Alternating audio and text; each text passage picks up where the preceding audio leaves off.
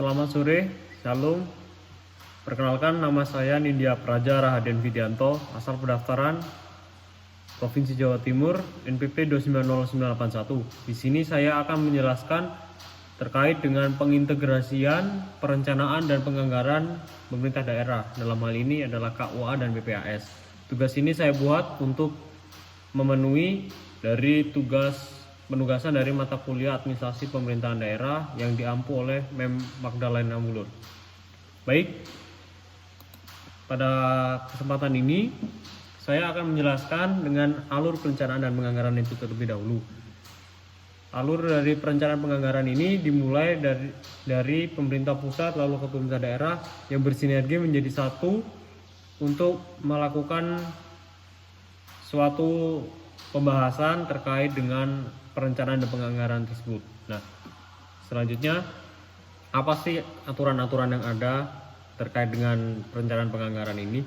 Yaitu yang pertama adalah Undang-Undang Nomor 17 Tahun 2003 tentang Keuangan Negara, lalu Undang-Undang Nomor 25 Tahun 2004 tentang Sistem Perencanaan Pembangunan Nasional, lalu Undang-Undang 23 2014 tentang Pemerintah Daerah, lalu Undang-Undang Nomor 33 Tahun 2004 tentang Perimbangan Keuangan antara pemerintah pusat dan pemerintah daerah, lalu ada PP Nomor 665 Tahun 2005 tentang pedoman penyusunan dan penerapan dari standar pelayanan minimal, lalu Peraturan Pemerintah Nomor 8 Tahun 2008 tentang tahapan, tata cara penyusunan, pengendalian, dan evaluasi pelaksanaan dari rencana pembangunan daerah.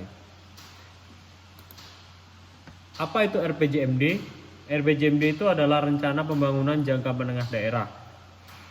Dokumen ini berlangsung atau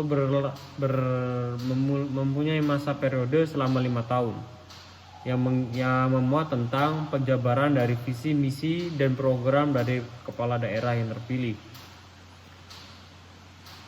Penyusunan dari RPJMD ini berpedoman pada RPJP daerah dan memperhatikan dengan RPJM nasional atau Rencana Pembangunan Jangka Menengah yang nasional. Lalu RPJMD ini terdiri atas 10 bab. Atas 10 bab yang masing-masing babnya ini memiliki keterkaitan satu sama lain, yaitu ada pendahuluan, gambaran umum kondisi daerah, gambaran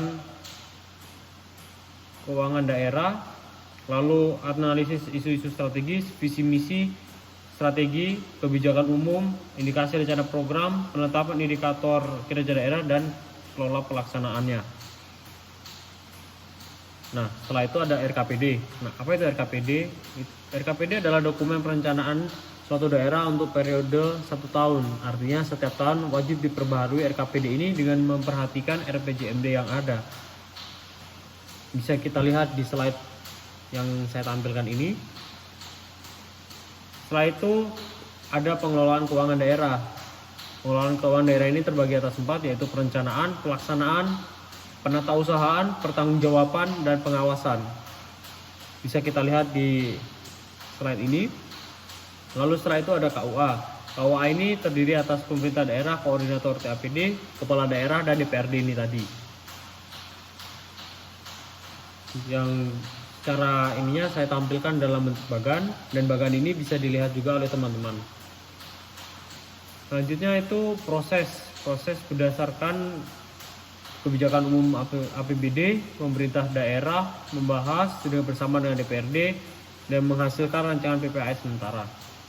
Lalu ada PPAS, yaitu prioritas dan plafon anggaran sementara.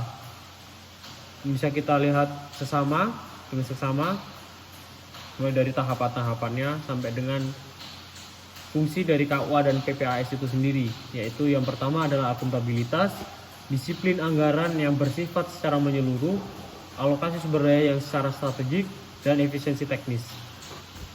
Demikian materi yang saya bawakan. Apabila terdapat kesalahan, saya memohon maaf karena notabene saya di sini belajar dan saya terbuka untuk komentar dan koreksi. Semoga apa yang saya sampaikan ini boleh menjadi ilmu yang bermanfaat bagi kita semua dan boleh menjadikan kita lebih maju dan lebih mengenal lagi bagaimana administrasi yang berlangsung di pemerintah daerah kita masing-masing. Sekian, terima kasih.